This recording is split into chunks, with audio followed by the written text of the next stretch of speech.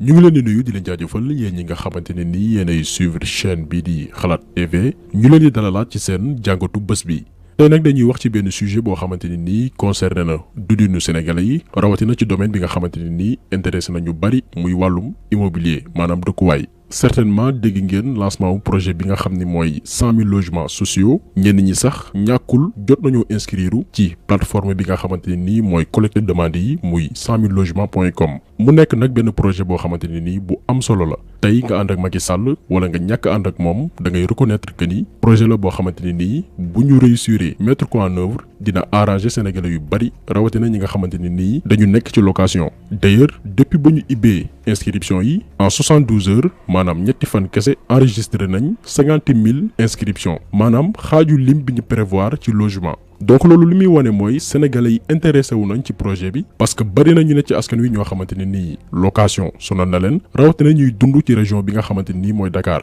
moo tax tey ñu décidé def ci benn taxaw seetlu maanaam façon bi nga xamante ne nii projet bi moom lañ koy jëmalee lan mooy avantage moo xam ci wàllum logement wala sax ci wàllum création emploi. daañu wax itam faisabilité projet bi est-ce que fii ak ñeenti at wala juróomi at gouvernement bi dina am possibilité réaliser nombre de logements yi nga xamante ne nii prévoir na ko muy 100 000 logements. ci njeexital bi nag ñu wax li nga xamante ne nii jàpp nañ ne ay faay la maanaam ay mbir yu doy waar ñu nemeeku ci procédure d'inscription bi maanaam ñàkk a waajal gi ñu ñàkk a waajal askan wi ci inscription yi. par exemple yow da ngay inscrire def ci sa yaakaar alors que conditions yi nga xamante ni mettre nañ ko en place correspondrul ak sa profil. maanaam bari na ñoo xamante ne nii inscrire nañ mais forcément seen dossier dañ koy exclure parce que rempliruñ conditions yi nga xamante ne nii moom la ñu laaj te yooyu yëpp waroon nañ ko leeral ci site bi mais malheureusement defuñu ko. daañu wax également ci risques yi ñeel wàllum données personnelles parce que yow booy inscrire ci plateforme bi dañ lay obliger nga accepter say données personnelles ñu jox ko yeneen institutions yu ci mel ni ay banque wala yeneen xeetu organisation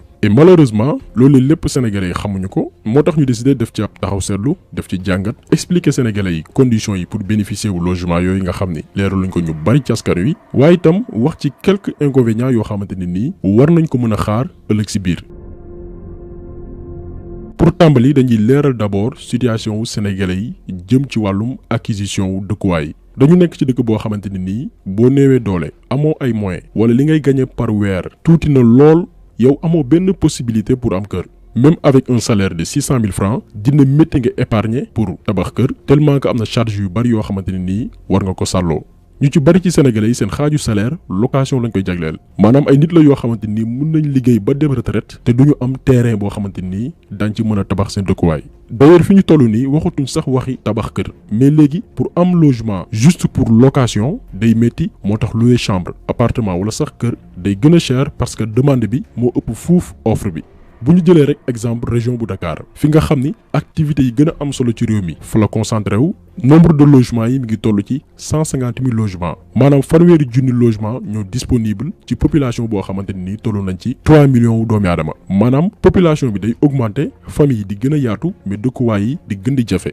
loolee di am répercussion même sur le plan social wàllum yar wala ci yeneen domaine bu ñu jëlee tey l'ensemble du pays Sénégal ba mu daj 350 000 logements ñoo disponible bu ñu sukkandikoo ci données yi nga xamante ne nii ministère de l'urbanisme joxe na ko loolu li muy firndeel mooy sur 15 millions d'habitants 350 000 logements kese ñoo disponible donc réewum Sénégal daf fi am véritable problème logement parce que population bi day augmenté wu mais logement yi du évoluer mu nekk loo xamante ni nag bomb la boo xamante ne nii buñ ci indiwul ay solution mun na am njeexital yoo xamante ne nii du neex kenn mun nañu yegg ba toll foo xamante ne nii doomi aadama yi dañuy fanaan ci mbedd yi d'ailleurs am na ci yenn quartiers yi nga xamante ne nii ñoo ne ci biir réew mi mais situation bi mën na dem ba ëppi loxo buñ ci wutul ay saafara. léegi nag ci situation boobu noonu le gouvernement bu Sénégal jël décision mettre en place benn projet immobilier boo xamante ne nii la ko tax a jóg mooy créer 100 000 logements ci diiru juróomi at maanaam tabax 10 800 hectares entre Dakar Thiès ak Mbour ak 2200 hectares ci yeneen régions yi nga xam ne ñoo ne ci biir réew mi. mu nekk projet boo xamante ne nii comme niñ ko waxee ci njëlbéenu vidéo bi projet bu am solo la bu gouvernement bi fexe ba réaliser ko. maanaam fii ak mandat wu Macky Sall di jeex bu réussir réaliser projet bi dina des ci bopp sénégalais yi ba faw rawatina ñi nga xamante ne nii amuñu moyen mais bëgg nañ am kër goo xamante ni ñoo ko moomal seen bopp. beneen avantage du projet bi mooy dina créer emploi parce que pour tabax 13 000 hectares yi nga xamante ni waajal nañ ko pour 100 000 logements yi gouvernement bi dina soxla créer 7 millions mètres carrés de carreaux daañu soxla itam 7 millions mètres carrés tuiles pour toitu maison yi. daañu soxla aussi 600 000 portes ak 400 000 fenêtres. dina am aussi ay kits sanitaires yoo xamante ne nii ñu ko estimé à 200 000. te loolu lépp ay sénégalais ñoo yore liggéey bi. loolee mën a créer lu ëpp ci 1 million d'emplois ci diiru juróomi at. donc projet bi bis bu ñu ko jëmalee dina am ay avantages sur le plan social waaye itam ci wàllum xëy aussi dina amal njëriñ yenn jeunes yi nga xamante ne nii am nañ ay qualifications waaye itam ay compétences ci wàllum immobilier.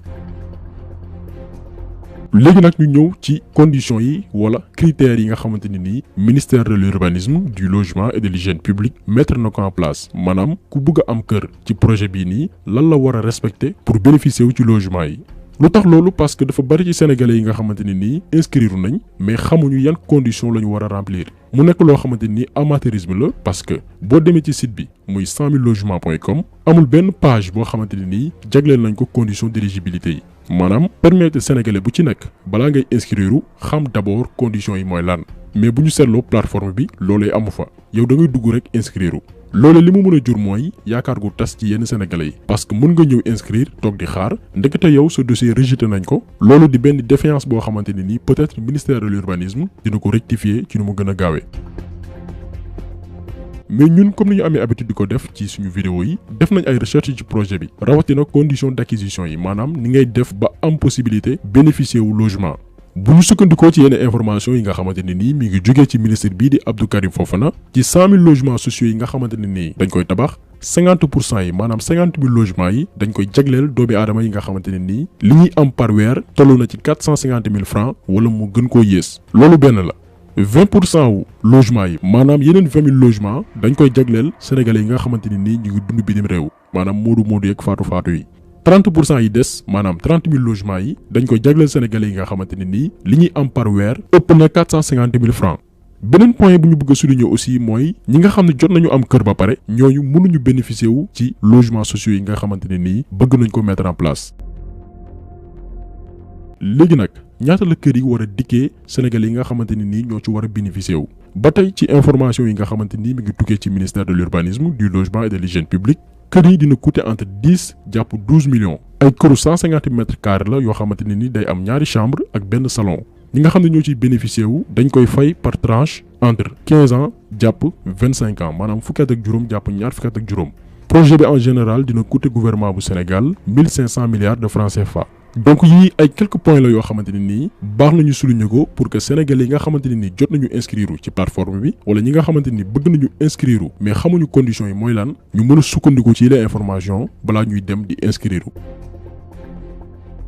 beneen point bu ñu gën a intéressé nag mooy aspect données personnelles yi maanaam information yi nga xamante ni doomi aadama bi mi ngi koy fournir ci site bi. parce que pour inscrire ci site bi di 100000logements.com dafa am 4 étapes. étape bi ci njëkk mooy nga joxe say information personnelle maanaam sa tur sa sant sa adresse sa numéro carte d'identité sa numéro téléphone sa email ak yeneen xibaar maanaam information yi nga xamante ni dina permettre yow ñu mën la identifier. ñaareelu étape bi da ngay joxe aussi yeneen information personnelle waaye da ngay préciser nombre de personnes maanaam doomi aadama yi nga xamante ne nii yow yaa leen jël en charge joxe itam sa turu banque préciser aussi ban façon logement ngay dund jamono ji maanaam ba xam locataire nga wala déet. joxe aussi sa situation maanaam yow da ngay dund dans la précarité wala sa situation baax na c'est-à-dire nga joxe ay firnde yoo xamante ne nii dina mën a permettre ñu xam yow sa situation mooy lan. ci ñetteelu étape bi ñu laaj la est-ce que yow salarié nga wala déet te partie boobu noonu il faut que nga joxe yow lan ngay gagner par weer bu fekkee ni liggéeyoo ci entreprise bu fekkee ni nag salarié nga da ngay joxe sa montant salaire type contrat bi nga xamante ni yor nga ko moo xam CDI wala CDD préciser aussi li ngay fayeeku chaque weer. ci ñeenteelu étape bi nag ñu sàkku ci yow nga préciser type logement bi nga xamante ni moom nga bëgg ak anam gi nga xamante ni moom nga koy amee maanaam ba xam yow da ngay sàkku logement pour dund ci ak sa njaboot wala da ngay sàkku logement pour après jaayaat ko war nga louer wala da nga bëgg kër wala appartement boo xamante ne nii pour location la. bu weesoo loolu nga préciser quartier bi nga xamante ne nii foofee nga bëgg kër wala ndaxam am nga kër wala déet. léegi nag ci partie boobu noonu dafa am benn aspect bu am solo boo xamante ne nii ñu ci bari bàyyiwuñ ci xel bi ñuy inscrire bañ na ko ba duñ ko bind bu ndaw boo xamante ne nii yow boo yàqamtee doo am temps wu lire ko da ngay cocher rek valider sa inscription maanaam ci suufu inscription bi maanaam booy terminer dañ lay demander nga cocher benn partie boo xamante ni ñi ngi fa bind j'autorise le ministère de l'urbanisme, du logement et de l'hygiène publique à communiquer en cas de besoin les données à caractère personnel contenues dans ce formulaire à tous les acteurs de l'immobilier comme par exemple les banques et les promoteurs et à d'autres services de l'État du Sénégal. maanaam ci partie boobu dañ lay demander nga accepter maanaam yow may nga ndogal ministère bi ñu dénk wàllum dëkkuwaay ak cet gi jël say données personnelles maanaam say information personnelle jébbal ko ay acteurs immobiliers maanaam ñi nga xam ne dañu ay agence wala ay entrepreneur wala ay banque wala yeneen services yi nga xamante ne nii état bi moo ko moom maanaam ëllëg yow état am na pouvoir utiliser information yi nga xamante ne nii joxe nga ko ci plateforme bi pour ay activités yoo xamante ne nii moom moo koy piloter moo xam ci wàllum politique ak yeneen fànn. waaye itam état am na droit joxe say information ay banque ay agence wala ay doomi aadama yu yëngu ci wàllum tabax ak yeneen xeetu dëkkuwaay. lii benn mbir mu garaaw la boo xamante ne nii kenn du ci wax lan moo tax mu garaaw parce que booy inscrire forcément da nga war a cocher partie boobu noonu boo ko coché wul boo accepté wul ñu jébbal say données personnelles yeneen doomi aadama yow sa inscription du mën a jàll. en plus ëllëg mën nga xëy fekk say information personnelle maanaam yow say données ci yeneen doomi aadama wala ci yeneen kuréel yoo xamante ne nii yow joxoo leen ko. donc lii lépp ay point la yoo xamante ne nii jëwriñ gi caytu wàllum dëkkuwaay bi di Abdou Karim Fofana amaana dina ci indi ay leeral parce que mënuñu comprendre tey fépp ci àdduna ñuy mettre en place ay politique yoo xamante ne nii la ko tax a jóg mooy aar ak sàmm données personnelles doomi aadama yi te fii ci Sénégal état bi di salfaañi droits citoyens yi jaare ko ci benn projet boo xamante ne nii wóor na ko ni dafa intéressé sénégalais yi maanaam profité wu ci bëgg-bëggu sénégalais yi pour yeneen intérêt yoo xamante ne nii ba léegi xamuñu lu mu doon. donc vidéo bi tey loolu woon mu nekk quelques leeral yoo xamante ne nii ñu ngi ko jagleel projet bii di 100 000 logements sociaux te yaakaar na ni lépp luñ ci jibal ci ay kàddu ak ay leeral amal na leen njëriñ ñu ngi leen di gërëm di leen jaajëfal di leen jox dig daje beneen yoon ak beneen vidéo jaa ngeen jëf.